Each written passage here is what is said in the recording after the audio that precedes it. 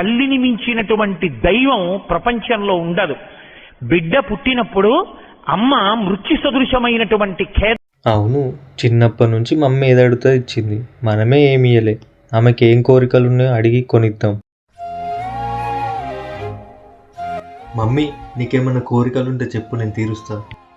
ఏం లేవు, నన్ను టీవీ చూడని డిస్టర్బ్ చేయకు. ఏంగా చెప్పు మమ్మీ, నేను తీరుస్తా.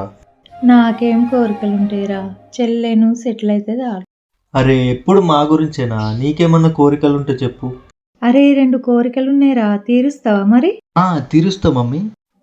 ఫస్ట్ కోరిక, నాకు డూప్లెక్స్ ఇల్లు కావాలిరా. సెకండ్ కోరిక, కేజీఎఫ్ లా వాడు తెచ్చినట్టు నాకు కూడా బంగారం తీసుకురారా.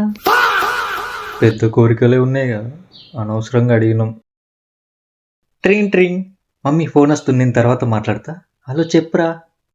నప్పతట్లోడు వీడిది ఈడ్చినట్టే మమ్మీ నీకేం కోరికలని అడుగుతాడు.